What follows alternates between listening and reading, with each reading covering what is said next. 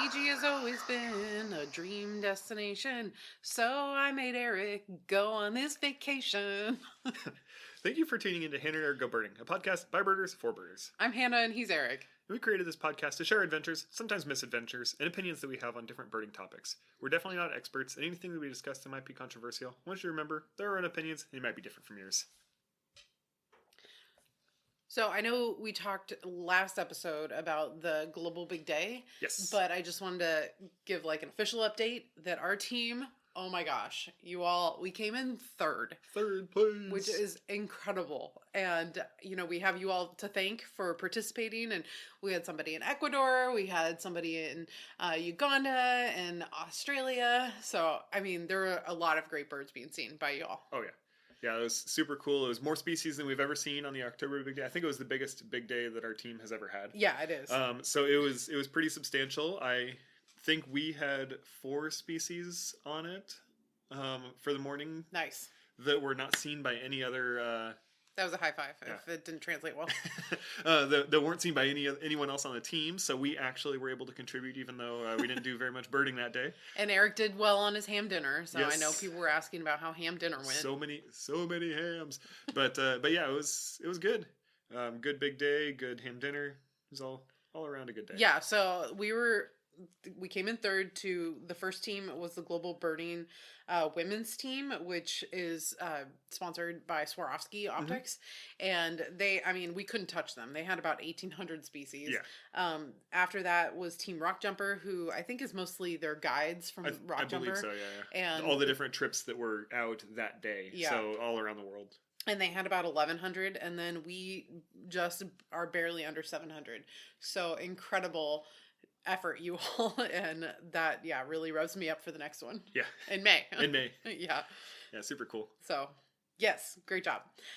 We want to thank a very good friend of ours for donating to the show and helping support our efforts and all that we do. So thank you so much. You know who you are. Exactly, you do. You asked us not to mention your name, so we're not.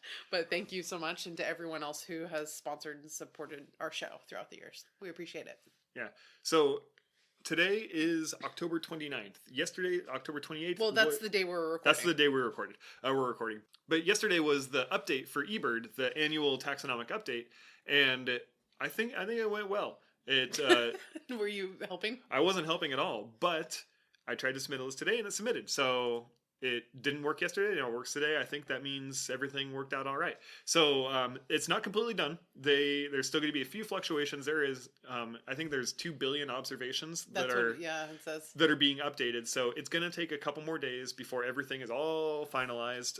They noted on their website, on the eBird website, that if you want to double check your observations, scroll all the way down to the bottom of your life list and check all of the additional taxon ones that are where some of the spuzz and some of the things that may or may not have got lumped appropriately. Check those to see if you suspect anything's different, and then you can submit a ticket to eBird if there is an issue, or you can go and correct it yourself.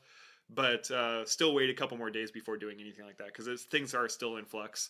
But yeah, it's exciting. It's a massive update to taxonomy. It's always so fun to watch too, because at first, I took a picture of my take a screenshot of the life list. Yeah, just to see where I'm coming from into. And the first time I checked it, which they used to just come up with a eBird close page, so you couldn't see anything. Exactly. But now they still have the portal open, so you can sort of see it. And at first it was operates kind of slower. It's a little glitchy during the day of. But at first I was down 8, and I was like, oh no, I'm down 8, and now I'm up 7. So back and forth and back and forth. Yeah, it's a roller coaster of emotions. It definitely is. But yeah, it's exciting. There were some interesting changes in the U.S. list, at least. This year there was a bunch of changes for the ABA list and for the North American list.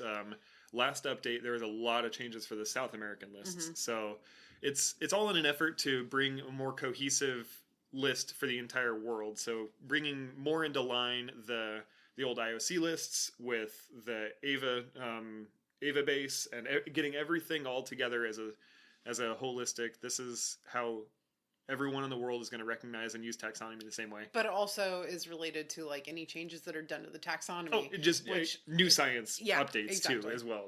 And proposals. It's all of the above, but it's a substantial undertaking that happens every year. So good job to you all, eBird folks who are out there. If you listen to us, we should send them cookies. We should send them cookies. Okay. Some ice cream too. Okay. Sure. It goes with cookies and ice cream. Whatever, or milk, you know. So yeah, that's the eBird update. Yeah. All right. So Hannah has podcasts that come out in between episodes of Hannah and Eric Go Birding. She has Women Birders Happy Hour, which came out last week, and next week is Bird Nerd Book Club. So last week, her episode of Women Birders Happy Hour, who'd you have on, and what'd you make?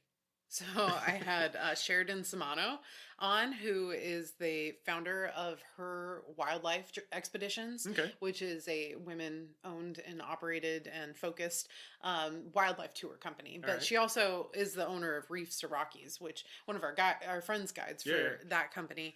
But yeah, they do birding trips and wildlife trips all over the place. So it was fun to talk with Sheridan about her experiences and, you know, things that she's learned and why she created this company. And then I made a cedar waxwing. A cedar waxwing. Yeah. Sounds delicious. It was. And then next week, Bird Nerd Book Club comes out. You read a book and interviewed an author. What book did you read? Yeah, so that'll come out on November 6th. And I read Bird City by Ryan Goldberg, which actually comes out, I think, this next week. So, like, around the same time that the episode comes out. All right. And at first when I, like, saw the book, I just judged it by its cover. And I thought... That's an important thing. That's what they usually tell you to do about books. You judge them by the cover. I saw it, and I was kind of like, is this just going to be, like, a field guide to birding in New York? And I was kind of like, you know, I'll read it, but I don't know. It was definitely not that. It was more of a memoir, more of like a investigation journalism into like birding in New York and like the people that are a part of it and like some of the environmental issues that they face in New York and like the history of it. So yeah, it was a lot more than what I originally sussed out of looking at the cover. Yeah. Which shame on me for doing that, but. No, like I said, that's what they usually tell you to do. Like, growing up, they tell you, judge a book by its cover. Is that so? That's what they tell you. Yeah. Those Scholastic book fairs, they're like, which cover do you like? Which cover is the most appealing to you? Yeah, that's the way you're supposed to do it. Yeah, okay. If I learned anything. So, Eric, we're going some places. We are. So we're going to the Rio Grande Valley in a couple of weeks. We're going to the Rio Grande Valley Birding Festival. Registration's open. I think most things are sold out. Most of the good stuff is sold out. There's still most of the great stuff is sold out. There's still some good stuff left. Everything's good. It's all good. But it's coming up. We'll be down there in a week, for a week and a couple of weeks. And then Morro Bay Bird Festival. Wait, and if you're going, we're doing a trivia on Wednesday night. Trivia on Wednesday. Please, and it's free. So please join us for a trivia. Yeah. It'll be fun. It'll be fun. We think. I'm sure. Morro Bay Bird Festival, we're going in January to that. Going to be guiding down there again this year. Super fun on the central California coast. And then in February, we're going to be going to Japan for a couple of weeks. Super excited about that. Going to northern Japan and southern Japan. So we're doing both ends of Japan. And then Spring Chirp in April. Super excited to be guiding at that again this year. It's a super fun festival, a little boutique festival. I don't think registration's open yet. I don't Is it think open? so. No. It's not open yet, but it will be open soon. And Morro Bay Bird Festival registration opens up in like a couple of days too. Yes. So join us for one of those. Join us for one of those. But not Japan. And you can find us in Japan. Yeah. I'm sure you'll be able to find us. It's just not a bird festival. It's just travel for funsies. And to share with you all about the cool places to go in Japan. The cool places in Japan to go to. The other half of our podcast. So we want to announce our October Bird Nerd giveaway. And this was kind of an extended one because we have 3 episodes that come out in October based on timing and number of Thursdays in the month. So lucky all of you. Yeah. So what we have for this randomly selected winner was donated by Birding with Extension Service, which is Texas A&M AgriLife partner, and they have provided a voucher for an upcoming seminar and a basket full of other bird related goodies. So thank you so much to Texas A&M AgriLife Extension Service, Birding with Extension, for providing this. And just want to pitch real quick that if you want to learn anything about building a backyard bird paradise, please make sure to check out their seminar, which will be in mid-November. It's virtual, so it's easy to be a part of that. And also, I believe it's going to be filmed or, recorded. Recorded, yeah. And so then you can watch it at a later time if you like. But we'll make sure there's a link in the show notes. So if you want to check that out, please make sure to do so. So, Eric, what did we ask the people to do? So we wanted to know, what are your tips for transforming your outdoor space into a haven for birds? So we got, most of the comments fell into generally the two categories. Habitat improvement, basically. Yeah. And like one, if you want to look at it as even broader, just habitat improvement for your backyard. Sure. I'll give you that. Seems to be the theme for this. There were a lot of specifics. Things like adding shelter, adding food, adding native plants for food, adding just bird feeders for food for being there, adding water. Those are just kind of generally the things that were included. So it was nice to see that people are aware. People know. Yeah, totally. Yeah, and a lot of great suggestions that are easy for folks to do if they want to just do one simple thing to make their backyard more bird friendly. Yeah. So our randomly selected winner was Christine. Christine won. Their recommendation is water. And if you can add bubbling or moving water, that is key. So I agree with that.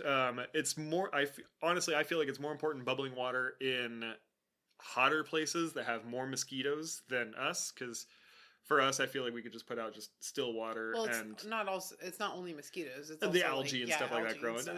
It grows a yeah. So bubbling water, yeah. Moving water keeps the algae down, keeps the mosquitoes down. And then as long as it's not like splashing like crazy, like a giant fountain or something. No, and then it's not stagnant. And then it's not stagnant. It's better for birds. Yeah. Super cool. Yeah, so thank you for entering, and we'll figure out how to get you your prize. And everyone, please join us next month for another Bird Nerd giveaway. So after a long travel day that started off with cleaning hotel rooms at work, driving to the airport to catch a 6 p.m. flight, and then we transferred in San Francisco, we were disappointed to learn that we wouldn't be sitting together for the 11-hour flight to Fiji. Yeah, so we've made this mistake. It's not really a mistake. It's just the easiest way to book, where we book combination flights. So we book through Alaska Airlines, and they are partners with Fiji Airlines. So then you get the first flight will be Alaska, the second flight's Fiji. When it does that, a lot of times, especially international flights, you can't check in early for the second flight. You have to present your travel documents, your passport, and any visas if required, stuff like that. But you know what? Maybe we're doing this all wrong and somebody has a different suggestion of how we should improve that. But anyways, in our experience, we've done this wrong. In our experience, it feels like we've done it wrong. But we got to San Francisco, and they check our documents and everything, and they're like, all right, here are your seats halfway across the airplane from each other. It's like, well, wait, can't we be adjacent seats? Is that even not possible? And they're like, no, it's a full flight. Well, she was like, well, you can talk to our manager. And then we sat there and waited for a manager to come. Manager never came. Yeah. And then they were like, all right, now group E, group G. Like, all right, well, I guess we're getting on the plane. Okay, bye-bye. I'll see you in 11 hours. Yeah. But anyways, 11-hour flight. 11 hours later. From San Francisco to Nadi, Fiji, which is the big west city on the west side of the main island of Fiji. Yeah. And because we were going over the international date line and we left late that evening, we ended up there 2 days later at 5 a.m. Yeah. So time is weird. Time is all made up. Time is all made up. It's not a lot of jet lag for West Coast American going to Fiji. Other than the fact that you didn't sleep. And then you're really it's like -6 hours basically. You're not even a full. Was it -6 hours? It's something like that. Yeah. Something like that. But a whole day off. So really, it's like positive 21 hours or some. It's like way off the other direction. But because of the time of day, it really wasn't that early. 5 a.m. was actually 11 a.m. our local time in our home. So daylight's basically daylight. It didn't throw us off too bad, which was nice. Well, yeah, other than the fact that We'd been up for 30 40 some hours at that point. So we picked up our rental car and we headed off to Garden of the Sleeping Giant, which opened at 9 a.m. And we arrived there at like 6:45ish. So we were there way in advance, and we thought we'd just see what we could find outside, or if it was like accessible outside of operating hours, like some parks. Yeah, a lot of places, like it'll say closed, but that just means the office is the office or the visitor center is closed, but the grounds are open, and you can pay like a Iron Ranger or something, or just kind of hang out until they open. Like those are a lot of times you could do that. This was kind of the case. I mean, we probably could have. We could have hung around outside, but not the trails inside. Like he directed us to go away, so I was like, okay, well, so fine. Our car it's a manual car, and it's on the opposite side of the road, which always takes Eric a minute or two to remember how to do that. I spent a lot of time like punching the door as I am reaching. Didn't do that as much. I didn't do that this time at all, which was nice. Yeah. But I usually end up punching the door with my right hand when I'm meaning to reach for the gear shift with my left hand. So it throws me off a little bit. This time I adapted really quickly. Not an issue, but I had it figured out before we even left the parking lot. And luckily traffic wasn't bad at all. And it's not like a huge area. I mean, it was pretty much just like back roads. Yeah, so the Nadi airport it's small. It's a very surprisingly small airport for being such a hub. Yeah. And then it's also located outside of the city of Nadi. So it's not really like that busy unless you're there during like a rugby game or something where there's a lot of local traffic. But in general, like at 6 o'clock in the morning, we just kind of drove out and then drove right over. It took us like 10 minutes to get over to Garden of the Sleeping Giant. Yeah, and it was pretty warm already for that morning. And the entrance road from like the main highway back to the garden is maybe like, I don't know, a mile or two. Maybe something like that. And it's all on, like a dirt road that goes through like farm fields and some rural houses. So we got a lot of good things on that main road just entering in. We had spotted dove, red-vented bulbul, common myna, and jungle myna, all of which were non-native exotics. Oh, non-native exotics. But it's great habitat for those. And then about like, I don't know, a mile or so down was our first real lifer, which was a Fiji wood swallow. Quote-unquote real lifer. It's a native species to the island. Yeah. And yeah, so it was a Fiji wood swallow, which they are a really interesting species because, I mean, they almost look like an oxpecker. They're so thick. Yeah. It's such a thick bird. They're like large. I mean, they're wood swallow, so it's not technically like a swallow, but they are a large bird. Yeah, it reminds me, if you see them in bad light, like a starling. Like I guess their flight pattern the pointed wings, a lot of quick flaps with short glides, and very like angled pointed wings, but really thick, just overall thick bill, thick body. Doesn't it look like an oxpecker? It kind of looks like an oxpecker. Yeah. I didn't think about that until just now when I was saying that. So they were up on the telephone lines and they were really hard to miss. So that was a cool bird to sit around and check out.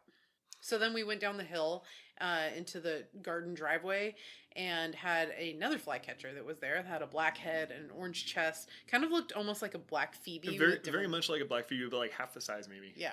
Yeah, so it was a Vanicoro flycatcher. It's just like this like pretty substantially orange chest, like this crescent that goes across its chest, and the black head that's like jet black. Like a slate black, almost like blue. Yeah, and it was very confiding, kind of hanging out, very easy to get photos of. It was just kind of there and around, so that was nice. Boom. We had two native to the island lifers. Yeah, and so then we got within like 20 minutes of leaving the airport. So we got to the parking lot and everything was hopping there pretty good.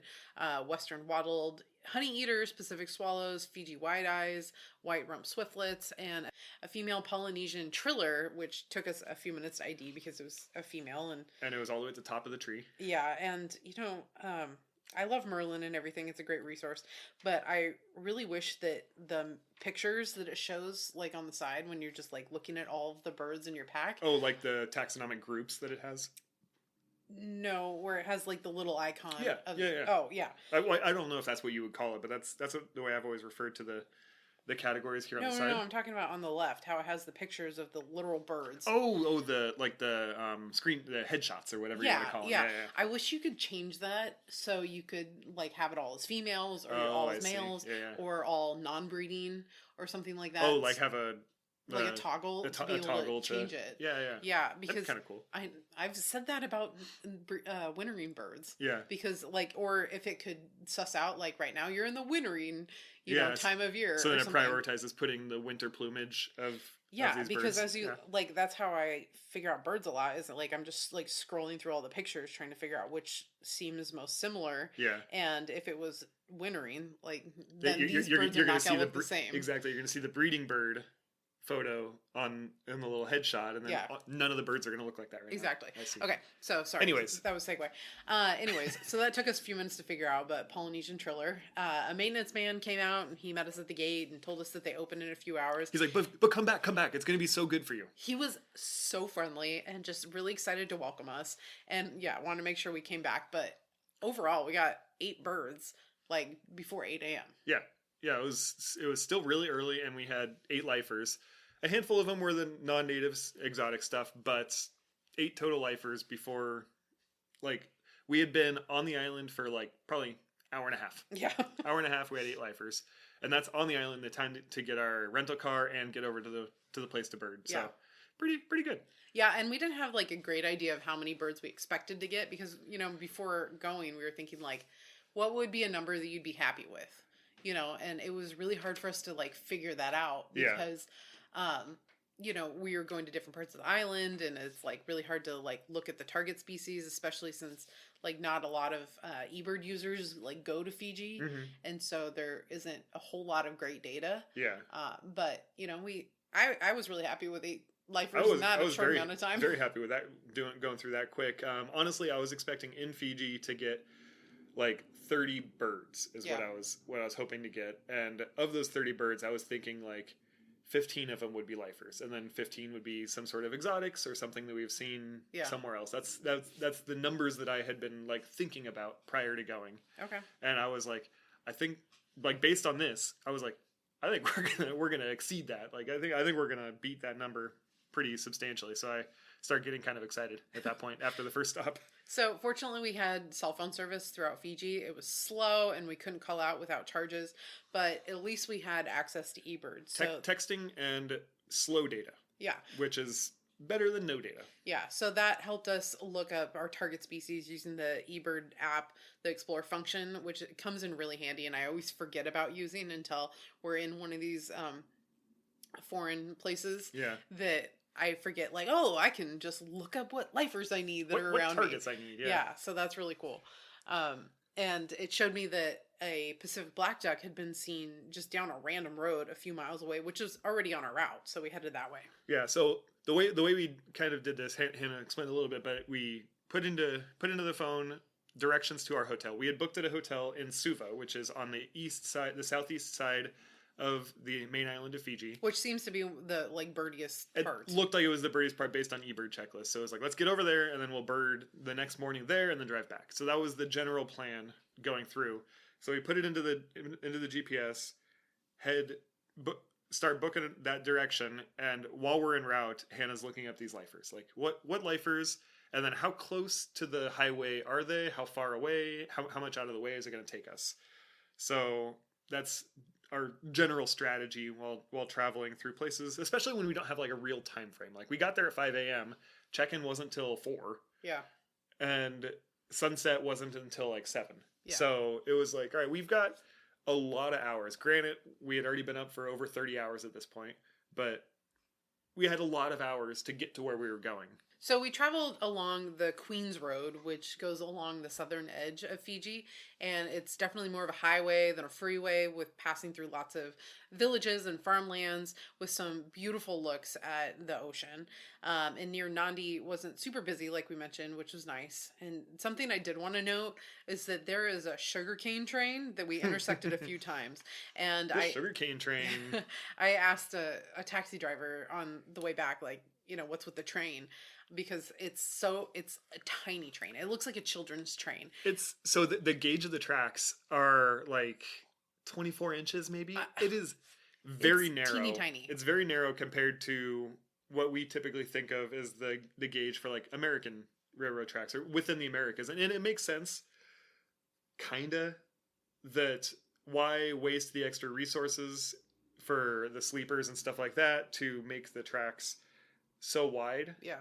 especially if you're not interconnecting with any other railroads. It's not like Fiji Railroad is connecting to any other railroad in the world. Yeah, so they just have to have a standard for there. They just have to have a standard locally. Yeah, and so these train tracks, they just like intersect all over the place. Everywhere. Most of them look like they haven't been used in many, many years. But it's so cute. We saw the train go past one time with some sugarcane in it. There's no like arms for the crossings. Like No, even on the highway, you just kind of have to pay attention. Yeah. And so we're driving along, and then all of a sudden, there's one coming. It's like, okay, I'll stop and watch this. So Hannah took a little video of this choo choo going across the highway. I really wanted to ride it. It's like, if there's an option to traverse the whole island on this thing, I would spend the 2 weeks and do that. That sounds like a lot of fun. That's interesting. Yeah, but taking sugarcane to the processing plants. Yeah. So we got to the random hotspot, personal hotspot that someone had made where there'd been the black duck. And we got to the waterway, and there were two of them just like right there. Boom, right there. Yep. And also a little bit further out was our lifer white-faced heron, which looks a lot like a little blue heron, but like a leucistic one. Yeah. Where it's just like, it's kind of like just in the face. Yeah. Yeah. Well, and a little bit down its throat, too. A little bit, yeah. But it's like very, like, it's very easy to identify. The Pacific black duck essentially is easy to identify because there are no other dabbling ducks. Yeah. So it's like, well, here we go. There's a dabbling duck, Pacific black duck, done. Yeah. And then the white-faced heron there's two herons that are around the same size. We have Pacific reef heron and white-faced heron very clearly has a white face. Yeah. So pretty easy to separate those two species. So once you see them, you pretty much know what's up. Yeah, so that's how it kind of went for a little bit. We would look for species down random back roads and off the beaten path places. And, we picked up Pacific kingfisher, which ended up being everywhere on our whole trip. Yeah. So a lot of those, and also white rump swiftlets. Minas and bulbuls are very common throughout most of Fiji. So we had those pretty much on every list. Every single list, pretty much. So we're going along. We got about halfway across the southern side of the island and saw Hannah found a list that had some interesting species on it that was at a waterfall. I think it was a goshawk is what was on the list that drew our attention to it, Fiji goshawk. But we wanted to go up to this waterfall, and it was like, okay, well, we also kind of wanted to go just swimming a little bit too. So I feel like I'm gonna pronounce it wrong, but the 100% you're gonna pronounce it wrong. The Biasevu waterfall. It's on the south side of the island, and it's a handful of miles inland. It was almost like going up utility roads to like get to the village. Village where the trailhead is. But we got back there. There was a community center, and there was a guy that was very excited to see us. He starts waving us through as if he'd been standing there waiting for us. We parked, we got out, we talked to him for a few minutes. He kind of described the hike. It included a couple of stream crossings. He's like, oh, but you can just take off your shoes and walk through, it's fine. He said that it would take 2 to 3 hours for us to do the hike, and that kind of put us off. We had all of our gear in the back of the car. The type of car that we had rented, or that they had provided us for the rental, didn't have any privacy in the back. It didn't have any privacy in the back. It didn't have any way to cover up our stuff, so I didn't honestly feel that scared at all for our stuff. I felt like everything was safe, but also I feel like don't give anybody an excuse to just take stuff. Not that we're assuming that they would. No, but just in general, like when you park your car places, like leaving like valuables out in the open is just not a generally good idea. So we didn't have any way to cover up our baggage. So it was just kind of like our bags are just sitting there just full of stuff. Like, I don't think that's a good idea to just park. So we said, maybe we'll come back. I mean, the length of the hike was more than we were willing to do then. 2 to 3 and also hours. The stream crossings. Yeah. So unfortunately we declined. It seems like a beautiful hike. And he also offered it for us to go by horse. Yeah, he's like, it'll go quicker if you go by horse. Just take one of the horses. Like, I've never ridden a horse. So, I mean, I wish we would have had an opportunity to actually do that. Maybe someday if we get back there, we'll have to do it. Well, we're going to have to go really back cool. because Fiji is like the hub to get to the Pacific That's Islands true. down there. So very likely maybe years from now, we'll be going to some other island and we'll have to make another layover in Fiji. Yeah, So but there we go. we got a swamp harrier on the way out of there. So that was another good reason that we went back. And more Pacific kingfishers. Yes, yes. Eventually we got to Suva, which is the capital and the largest town, and it's kind of on the east corner of the island. Mm-hmm. And there are a lot of marinas and markets and all kinds of stuff. So it's a pretty big town. And we wanted to get some lunch because we were a little bit early. Still for too early, even though we made tons of stops on the way. Yeah. So I was like trying to Google, you know, like authentic like Fijian food, Mm-hmm. and it led me to this restaurant called Mai Kai restaurant, which is locally owned and operated, and it's also placed in a historic building which was once a governor's house in Fiji. So it seemed like, hey, you know, that kind of has a lot of the components of a good restaurant that we like. Exactly, lots of history and stuff. So it had really good food. The people were super nice. It's a really interesting venue that throughout the whole property there's historic photos from like way old stuff, interesting things that have happened on Fiji, like when the first plane ever landed on Fiji, and all the movies that have been filmed there. All the movies, like all of these different things that were all around. So it was really, really interesting to see like all this history that was just on Fiji itself as an island versus some stuff that was at that specific building. Man, and I got some pork that was delicious. Yeah. I don't remember what it was, like sweet and sour kind of pork. I don't even remember what I got. It was... You got a fish. It was like... No, it was a lamb... Oh, lamb. A lamb nacho? Curry? Lamb curry? Oh, yeah, like a lamb curry nacho. Lamb curry nacho, yeah. Yeah. It was pretty good. Yeah. So by that time, it was... we could go check into our accommodations. And it's a pretty well-known birding lodge. They've changed their name a bit. Like a dozen times? Yeah, so everybody we talked to called it something different. But it... is currently on the eBird hotspot is Kolo I Suva Rainforest Lodge. And I splurged and got a little bit bigger of a cabin, but it was only like $70. And it happened to be at the top of the hill. It's a burr kind of room, so it's our own little cabin. Mm-hmm. And it was, like I said, on the top of the hill, great drainage area that had a forested stream behind us. Yeah, and it was the top room, the highest room on the hill. Yeah. In the lodge, so it was essentially there was no other people around us. Yeah. So that was kind of nice. I feel like the same thing happened when we were when we were in Ecuador. We were on the furthest out one, so that it was the closest to the forest and closest to the edge of the habitat. So it's more birds coming in. So if you want to stay there, it's Burr 7. Yeah, Burr 7. But right off the bat, we had barking imperial pigeons just barking and barking and barking. Right off the bat. And then we heard the duetting giant honeyeaters back and forth and back and forth and back and forth, well, which and very, very easy call to identify. And while I was sitting out there, like, you were, like, rearranging your stuff. Yeah. I was sitting out there, and I saw a parrot in a tree, and it was right near us, and it was, like, silent, just sitting there staring at me, you know, like parrots do. And, yeah, so that was a masked shining parrot. So that was very cool to just happen upon that. Yeah. So we chilled around for a little bit, just kind of taking a breath, drinking some water, and like, okay, we had Wi-Fi, kinda. Not great Wi-Fi, but we also still had our cell phone service. So it was kind of like 50-50 about how our internet was going. So it was like, let's look up some places. We still had 3 hours of daylight, maybe, or so, left to be able to explore. So we were like, let's go see if we can find something. And Hannah found that recently somebody had gone up some road that was pretty close by that it didn't say exactly what it was. It just said like the name of the road or something. But there was things like golden dove, and there was a few other like birds that were like, oh, these are the targets we need to get. Yeah. And it wasn't that far from the hotel, and it was just to the east, like northeast of the hotel. So we were like, all right, let's load up and head on over there. So it ended up being a utility road out to like a power station or like a cell tower or something like that. But it like went way up. It just into kept the hills. going and going and going. And again, so it was a road that went on and on and on, and it looked like it was a fairly new road that had been like punched through. Oh yeah, like all the gravel newer. and everything looked very fresh. Yeah. But yeah, went out to like some utility services. Stuff. Yeah. And it was very isolated. We passed like one house, and then after that, nothing. We did drive past a gate, and then some person at a house that was mowing their lawn tried to get our attention. It was a gate that was like open, so it was like, well, We passed by like a security guard and he like waved at us. Yeah, after that we passed the security guard. He just waved and continued on. So it was like very confusing. Like not sure what's going on, but nobody really said anything.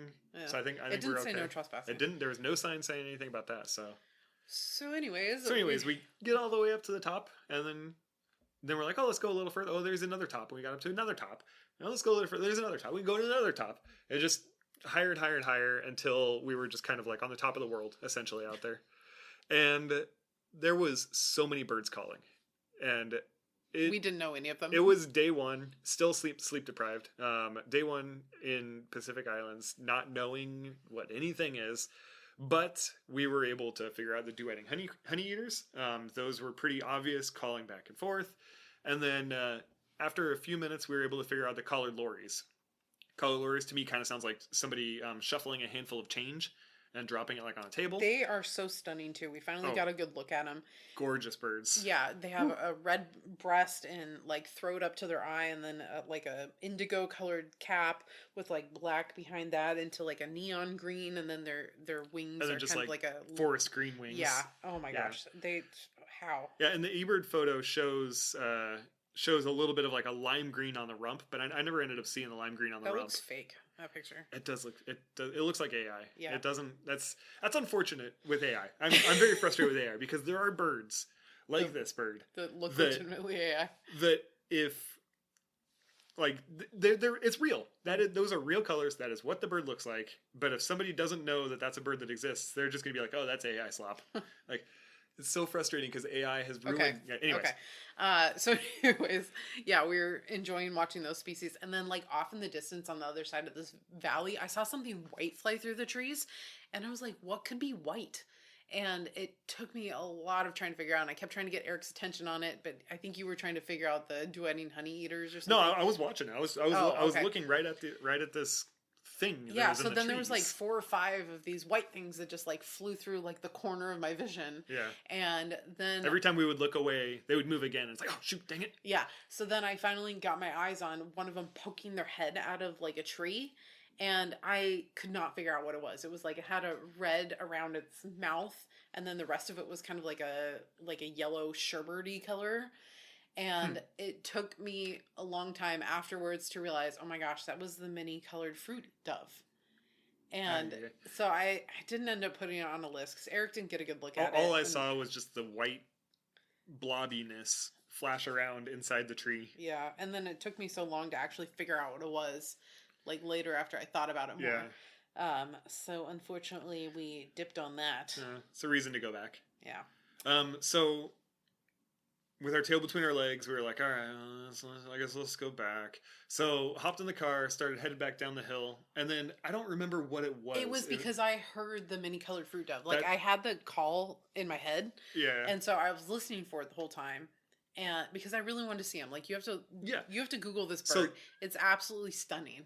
That's doves are like one of the main targets people would come to Fiji and come to a lot of these Pacific Islands for is these fruit doves. But the golden dove, the fruit doves, there's multiple different doves and pigeons that are just like spectacular. Yeah.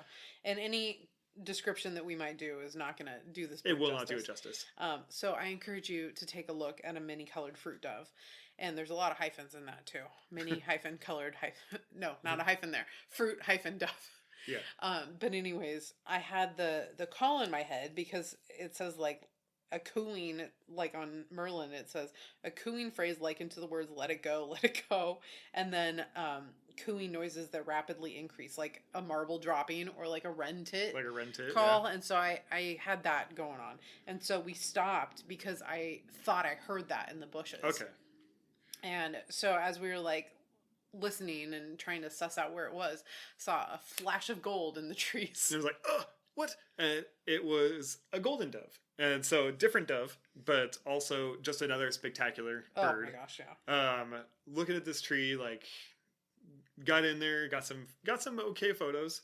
I'm going to tell you that they were all amazing 5-star brilliant photos because of an issue that I had. So no one will ever see them. But the beautiful photos, most amazing photos that you've ever seen. Been taken. Yeah, textbook. These things you would enlarge them to billboards and hang them around. But the bird was up in the tree, probably a half mile away. Gorgeous bird. half a mile away. It was in a tree above you. I guess I did walk down pretty close to it. Yeah. I got pretty darn close to it. So yeah, we saw that. We went back to the lodge, had dinner, called it a night after 43 hours. That was 43 hours from the time we woke up in Cannon Beach till the time we went to sleep in Suva. Yeah, and I feel like it's hitting us. We're getting old. So dawn came pretty early, and we were woken by giant honeyeaters and bulbos and mynas calling outside. We gulped down some instant coffee, packed the bags, and headed down to the waterfront in hope of finding some more stuff before heading out. So kind of, I wanted to try to get some shorebirds and some like things like gray-tailed tattler was on the list, and the frigate bird. Yeah, the lesser frigate bird. Those are like the two main birds that I was really hoping to get first thing in the morning before leaving the Suva area and heading up the road. So we headed all the way down to the waterfront. We passed by the port area, and I was like, okay, near the port area's got to be good. Yeah. So as soon as we got out of the port area, there was like this long ocean front, the sea walk. Yeah, the promenade that ran basically halfway through the city. And let me tell you, everybody in the world was out there jogging. Everybody was jogging. Good for you all. Yeah, everyone's getting a good workout in early in the morning. It was like 6 or so when we were out there. 7. So it was nice to see everyone out there getting after it that early. Yeah. So we ended up at like the end, where there was a parking lot, and we had the scope out, and we were trying to suss out some seabirds because there were seabirds on the reef that was maybe a mile out. Yeah, and so this was our first experience actually looking out at the way the ecosystem works in the ocean. So I was not expecting it. I'll completely naive to this, that there's a ring of reef that goes all the way around the island, and that creates a lagoon. I didn't realize this is the way that they use the phrase lagoon here. Yeah. Is that you've got the waves are actually crashing. The breakers for the waves are out at the edge of the reef, and then you have 1,000 feet, 2,000 feet, whatever it is, before you get to the actual shore of like really shallow, like reefy lagoon. Like, and so the waves that are lapping at the actual shore where you're standing are fairly mild. And then you look out to the edge of the reef, and that's where the waves are actually crashing, crashing, like our ocean crashes right here on the beach on the sand. So that was like my first experience, and like I was completely naive and not recognizing that that's how that was going to be. But we're looking at the reef that's way out there, and there's a ton that's where the seabirds were all out. Yeah, is going back and forth. There was boobies and then other stuff out there. Like you could tell the boobies, like their flight pattern was pretty clear in the scope. Yeah. But how far away it was, there was probably shearwaters, there was probably other stuff out there, but it was hard to tell just because of how far they were. Yeah. So unfortunately, we couldn't really suss much out of that. Yeah. But we did walk up the promenade a little bit to where there was a muddy area, and had some mud skippers on a tire, which like was with mouth cheeks full, big poofed out cheeks full of water. Ugh. And then there were some tattlers, and that's really what we were looking for, was the shorebirds. And so we had a few bar-tailed godwits, ruddy turnstone, black-naped, and great-crested terns, but it was the tattlers we were really trying to figure out. Yeah, so very difficult to tell the two birds apart. I don't know if Gray-tailed and wandering. Gray-tailed and wandering is the two that are present on the island. Habitat apparently is one of the easier ways to tell them apart, just rocky area versus sandy area. And then their call is another way. So we kept playing the calls to ourselves, like, okay, which one? Because they kept calling. They were going back and forth. Like one would fly in. One would fly in and then disturb another group of them, and then they would all scatter. And so it was like they kept going off. So it was like pretty sure we're hearing both of these within this habitat. Like some would do like a slower, like a 4-note. Like it was like, think we're hearing both of them, but it is very, very difficult to tell what was going on. So at that point, we kind of decided we needed to move on. We were really hoping for a lesser frigate bird. That was our goal. But looking at all those seabirds out there, we were like, maybe they're out there and we just can't, figure them out. and then Eric was like, well, maybe they're going to be closer to the marina. So we started. I feel like big boats. Like we always see them around big boats. It's got to be, let's go find some big boats. Yeah. And we kind of had to head out anyways. And so we started driving down the road, not even like 200 feet later, we had one fly over the car. Flying over the car. I was like, oh. So then I was like, all right, we're in perfectly in line. There was a road I could pull over and park right on the side of the road, out of the way, safety. It was all good. And we were able to hop out and take a bunch of photos and videos of the lesser frigate bird. Very, very clear lesser frigate bird, having the white into the axillary, right? The white little patch that goes out into the armpit, and then kind of a little bit onto the chest, but mostly just like lines out into the armpit. So that was like a very clear textbook lesser frigate bird. It's like, oh, look at that. So cool. So frigate birds are so cool. So our next target area to go to was another like random forest road called Namosi. And that was just a random pull off on the side of the road on a road that just went on and on and on. It's gravel for a while, and then it got too steep for gravel, so then it turned into asphalt. And then gravel, and then back to gravel, and then a little bit back to asphalt. Didn't see another person the entire time we were on this road for maybe like an hour or two. We saw one person. We were driving along, and then all of a sudden, out of nowhere, somebody's behind me, and they me. Oh yeah, and it's like, oh geez, that was the other one. And then they whipped around me and then gunned it and just took off. And it's like, oh, all right, well, I guess I was in their way. Kind of like, and we never saw him again. Rocky Horror. Yeah, exactly like the beginning of Rocky Horror Picture. Exactly. Like I don't know. So I pull over and they zip by and never see him again. So we stopped a few different places along the road, but we weren't really hearing much. And we got up to where there was like the road crosses over a river, and it was like a big open valley. And we were like, okay, we'll give this a try. This will be our last effort. You know, if we don't see anything, then we're going to head on. Yeah. So we walked down towards a wash a little bit. You know, we were trying to figure out like, okay, so in Colombia, when we go to a place like this with a guide, what sort of area do they take us to? Exactly. And this 100% felt like a location that the guides on Fiji, I'm positive this is a road that they go to. They come out to this road, and they have their known spots where they know that there's some breeding pairs of stuff, and they're going to be able to just walk out there, listen, and there it is right there. Yeah. So I was like, I know this is that road. This is one of those roads that you go to when you're on a guided trip, but we're having trouble getting it started. Well, and figuring out where those locations would be. Yeah. So we walked down towards a like slope, so the road just like dropped off into the and this looked river. Perfect. This looked like the perfect spot. Yeah. I feel like I've looked down those roads 1,000 times for ant pittas. So anyways, we were like standing there, and all of a sudden a chestnut-throated flycatcher who was feeding a fledgling popped up and was right out in front of us calling. Yeah. And it's a stunning bird. It's like a dark blue back, and it has this chestnut-colored throat, it has this white patch on its cheek and a its crest. Forehead. And fantastic. Chef's kiss. Yes. Like, very cool bird. So that was really exciting, and that got us like reinvigorated about like, okay, we can do this. We are in the right spot. This is the spot. Yeah. So there was a few more trillers and myzomelas that were calling right in that area. But after that flycatcher, it was kind of, it wasn't as great.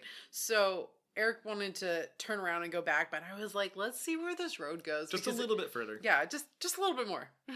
just a little bit more. Our flight isn't till this evening. Just a little bit more. So we a little bit moored it for another mile or so. Yeah. And then Eric found a good place to turn around, so we turned around and headed back. But then he heard a call that he had been hearing the whole time we were there. The whole time. We heard it the previous evening up on the utility road, and I think I heard it at the hotel. Everywhere. I was constantly hearing this call. Yeah, and so we were like, okay, we give up. We're going to look for it. I took recordings of this everywhere. Darn bird is. And so Eric played the call that he had recorded to himself, and we were listening to this one, and we figured out, you know what? It's probably a Fiji bush warbler. That's got to be what it is. That's the only thing that matches. It's got to be what it is, but we're not seeing any bird. Yeah, and we're barely even seeing motion in the trees. Like, it is so skulky, so deep in there. Like, the branches aren't even moving. And it's called a Fiji bush warbler, but to me it looks more like a wren. Oh, definitely a wren. Yeah. Yeah, and like a small pointed bill, short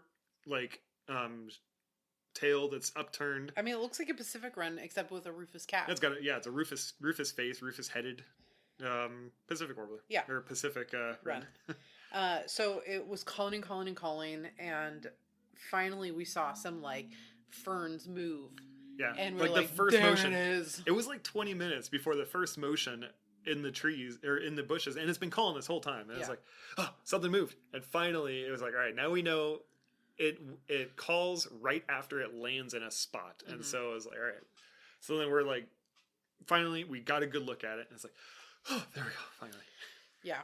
So Eric was getting recordings of that and trying to get a photo of it, but I had a slaty monarch chilling right next to me, so that was a good bird too for that area. You got a picture of that, and then we headed off on the road because we had to get back. Yeah. We stopped at a fire station because Eric is a firefighter, and it's an obsession that they all have is to stop at fire stations and trade patches. Well, trade patches, talk to them, see, like, just share a little bit of experience from your home, and they get to share some of their experience and just kind of chat, a little camaraderie sort of thing. So we saw it on our way when we were headed east, and I was like, oh, I need to remember to stop there. And so when we were headed back west, going back to the airport, we stopped in, talked to them for a little bit, learned a little bit about their station, their staffing, what sort of calls they run, that sort of call volume, those things that are interesting for us, how big their pump is on their engine, how old it is. Anyways, nothing that you guys all care about. But they didn't have any patches, and I was like, well, that's fine. I'll just give you guys a patch. It's but they were like, no, we have to find something. So then they ended up finding a shirt that has embroidered. Their patch is just an embroidery on the shirt. So Eric has one of his firefighter buddies that was a volunteer at this department. He is now in Antarctica doing a term down there. He just got back from a 6-month, and he's going to go back down for a year term in a couple of months. So anyways, they all collect all these patches at the station, and so a whole wall full of patches. His buddy from Antarctica brought back Antarctica patch, and so that's kind of why it was like when we were in Fiji, we got to get a cool patch. Yeah, we got to get one from, like, he's bringing one back from Antarctica. Like I can't one up that. But... I can't one up it, but I've got to try to match that energy. Yeah, a Fiji patch has got to be a good match to that energy. You're just gonna have to staple that shirt to the wall. I know, the whole shirt. So that was really cool, and they were super nice. So we got back on the road, and a Fiji. Yeah, they even offered us lunch, which I was like, no. Did they? Yeah. I was like, no, we're good. We got to get on the road though. Anyways, we got back on the road, and a Fiji goshawk flew over the car. Yeah. And after the previous day when we were driven all the way up to this waterfall trying to find something, right across the road, it's like, oh god, try to pull over, can't get it. Yeah, just couldn't get a phone. It disappeared. Yeah, and then a mile or two later, a masked lapwing flew over the car. Yes. At first, we thought it was another goshawk, but then, like, looking at it, I was like, "That's a lapwing." It's a lapwing. Yeah, obviously flying like a and lapwing. There's only one lapwing. Like lapwings, they have like this. It's this interesting flight. It's like very floppy. Like it's a. Yeah. Like their head is out there, their legs are out there. They look like a puppet, like when you have a puppet on a string. They're a very floppy flight. So it's pretty clear you're looking at a lapwing of some sort, and there's only one lapwing, and it's mass lapwing. There we go. So it flew out. It looked like it landed out in the lagoon. We pulled over like very shortly after there was a spot to pull over. So we pulled over and looked and could not find any birds out in the lagoon. I think there was a couple of godwits way out there, but there was no lapwings. So I was like, well, it must have continued on. So it was getting late-ish. We had to get back to the airport for our flight. So we stopped one more stop and at the Sigatoka Sand Dunes National Park. That was like, all right, this looks like a really good spot. And honestly, it looks like a very good spot. But we talked to the visitor center lady, and she was like, oh, I would say like 2 hours maybe. She's like, you should go to the airport. And then we told her what time our flight was. She's like, oh, there's 2 rugby games going on. You should probably go now to the airport. You're going to run into a lot of traffic. I got to tell you, though, that park had a very nice bathroom. Very nice bathroom. If you need a bathroom, stop. Yeah. Stop there. So I didn't really look at what the entry cost was for this park, but it looked like it would probably be whatever it was. I'm sure it was worth it. The park itself looked like it had some really good habitat, at least in the entry portion. There's a forested area, then some dunes. Wish we would have had time to explore it. I guess another reason to go back. Yeah. To go look at the Sand Dunes National Park. But got back on the road, filled up the car with gas, got it back to the airport, and then apparently we need to read the policies better, apparently. But car really wasn't that dirty, but they charged us $40. It was like the least dirty we've ever returned. It is honestly pretty darn clean for how we normally return it. It was a Hertz, which we rent with Hertz basically every time because we get a discount through your credit card. So it was weird that the same exact company has different standards. Even So anyways, Whatever. Just check your check your lease agreement when you rent a car. read through the 30 pages of fine print to find out that they're going to charge you $40 for a dirty car. Saying that it was too dirty. Whatever. It's fine. It's only $40. Well, actually, it was only $20. Oh, you're right. 40 Fijian dollars, $20 US. So we settled down in the Fiji Airway Lounge, which is actually very nice, and we had it to ourselves pretty much, which was great. Yeah. Then we were getting ready for the next segment of our trip, which we will tell you about more in our next episode. But on our way back, our way home. Yeah. After this entire journey is over. Fast forward 7 days. 7 days later, we had a 9-hour layover in Fiji on our way back to the United States. Yeah. So our first layover that we birded for here was 30 hours. Yeah. It was around 30 hours, and then our second layover on our way home was a 9-hour layover. Yeah. So we were trying to figure out, like, what are we going to do? Because the airport is very small. We would not have hardly anything to do there. And I also got conflicting information online whether or not they would even allow you to leave for that kind of layover, which when we came through the first time, it was like, yeah, nobody's going to check. Yeah. You leave and you come back. It's fine. Yeah. So we looked up Garden of the Sleeping Giant because we didn't get a chance to go back there. And we were going to be there in the middle of the afternoon. So it was like, perfect. Yeah, and it's only 15 minutes from the airport. Super close.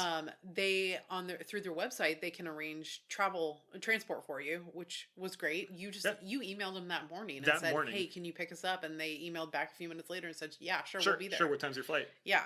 So that was great. We got there.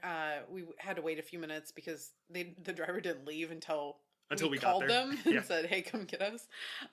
We ended up birding at Garden of the Sleeping Giant for about 3 hours or so. It was in the middle of the day, so it was pretty hot while we were there, and it was also really humid because it had just rained. But we got our target that we missed throughout the rest of the trip, the Fiji parrotfinch, and had some fantastic fruit juice that they provide. The folks at that site and everywhere else that we went in Fiji were just friendly, so nice, friendly, and very accommodating and helpful. But yeah, Garden of the Sleeping Giant it was a really interesting property. Yeah, and 3 hours is probably too long to spend there. Yeah, we spent Unless 3 hours there like early in the morning. Maybe right when they open. Maybe right first thing in the morning you can get there and it's a little bit birdier, but it was birdie, but it wasn't middle of the afternoon. It wasn't that birdie, and the trails. There's not a lot of trails. Yeah, it's definitely worth the entry price. I think it was 30 each. Was it 30 each? 30 Fijian each? Just for entry. Okay. Yeah. But anyways, it cost us $160, which was transport and entry. Which translates to about $80 $80 US. For transport and there, I feel like that's a little bit pricey, but what else were we going to do? It was a private car rental, and we got entry fee, and they give you some fruit juice when you get there too. Yeah. So really, really good, really nice park. It's mostly a botanic garden, but there's lots of birds around.